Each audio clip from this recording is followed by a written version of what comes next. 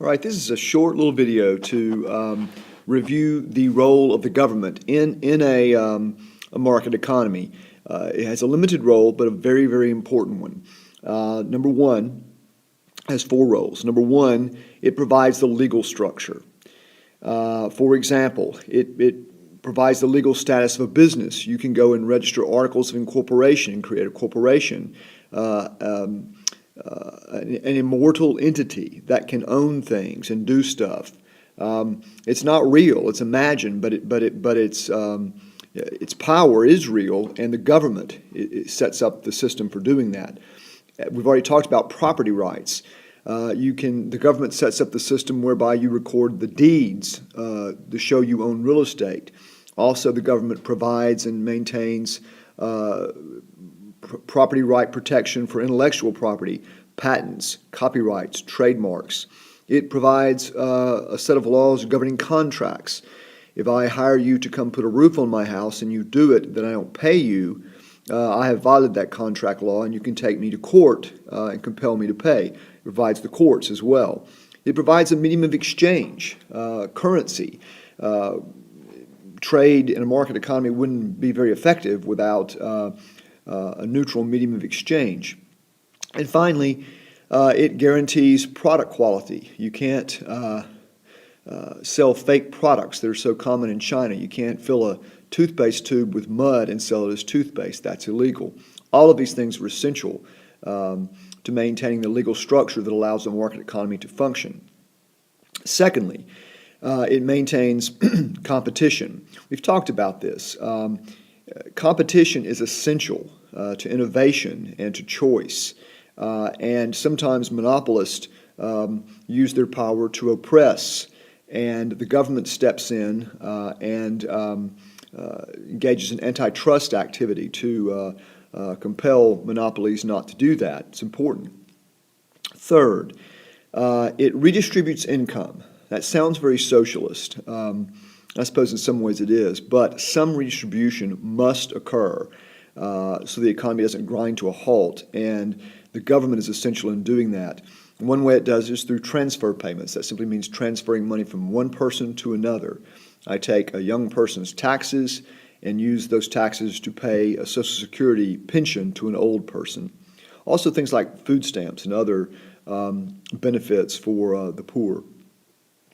Market intervention. Sometimes the government will step in and set minimum and maximum prices. That is a form of income redistribution as well. Usually not a great idea. We'll talk more about that when we talk about price controls and supply and demand. Taxation is obviously a redistribution of income. If I take a higher tax rate on a billionaire, I use some of that money to fund public schools, which provide free education to poor children whose parents perhaps pay little or no taxes. That is redistribution of income, although very beneficial. The fourth way in which government demonstrates its role in a market economy is called reallocating resources. It takes a little bit more explanation. Reallocating resources means taking resources from one individual or group or sector and putting them somewhere else. It's akin to redistributing income. And the way it does this, the way government does this, is by dealing with externalities and public goods. So we have to take a minute to kind of define what these are. An externality is a spillover effect to someone other than a buyer and a seller involved in a transaction. Buyer and seller make their exchange, but there's a spillover effect to people external to the transaction. These can be both negative and positive. Since I write poorly on the screen, I'm going to abbreviate these very shortly. The classic example of a negative externality is pollution. Let's say we have a tanning factory in China. It takes animal hides and turns them into leather. And people buy cheap leather goods at Target. They're happy. The buyers are happy. The sellers in China are happy. However, let's say that, and this is a real example actually.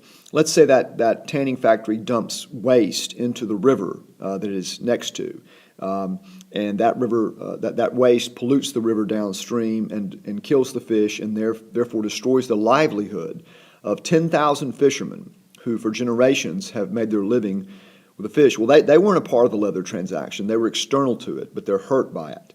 That is a negative externality, pollution. Another would be secondhand smoke.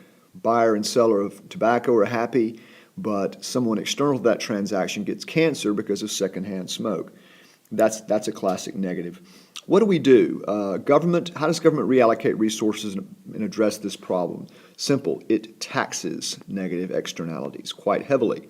You got to raise revenue somewhere. Why not tax negative things like this to discourage them from happening, and raise revenue to, perhaps fight pollution and/or secondhand smoke? A classic example of a positive externality is education. How is that a positive externality? Well, if the receiver of the education, the students, and the giver of the education, the school system, they're involved in the transaction, but there are people with no kids and no relation to the educational system that benefit from it. How? Well, people that are educated have a much less likelihood of becoming criminals. They're going to have better health practices. They're going to drive better. Society will have a ton of positive external benefits from this transaction. So what do we, vaccines would be another good example of a positive externality. People who are not vaccinated will likely not catch the disease if everyone else is vaccinated. The giver and the receiver of the vaccine, the positive benefits extend beyond them to people who aren't vaccinated because they're less likely to come in contact with the disease. So that's another positive externality.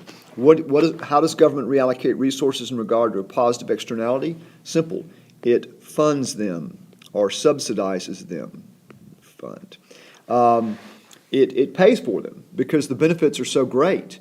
So we see government funding education. We see government funding vaccines. No poor child in America will be denied the essential vaccines because the NIH pays for them because it's such cheap prevention and has such good effects.